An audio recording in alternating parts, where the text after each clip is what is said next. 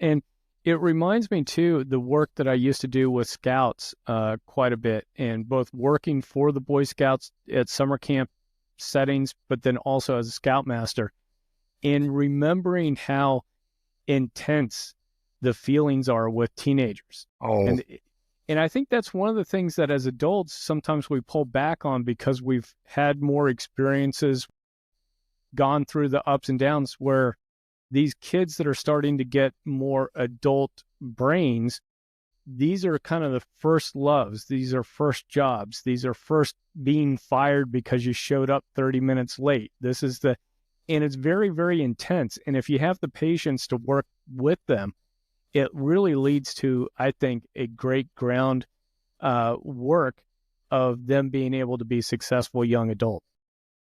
sure. And one of those things, and you just did it on a podcast recently about the 4 tips. You talked about listening. Well, you learn that real well when you have that intense. A quick story about a priest that talked at one of our conferences. Priests live in their rectory by themselves and all this stuff. And the phone rang one day when one young priest was in the shower. So he wrapped a towel around and went down because it might be a parishioner in trouble. Answers the phone, and he said, for the next 45 minutes, I stood there dripping while a weepy young girl told me all about her boyfriend that didn't appreciate her. That's listening. Mm-hmm. But being present is one of those things, and that's something else I carried from my youth group.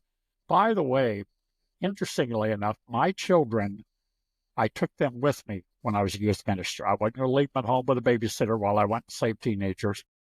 Today, they both exhibit some of those same things because they're good listeners, et cetera, et cetera. So, yeah, that was one of the things that I really brought forward into my grandparenting and still do today. Well, and I love it because it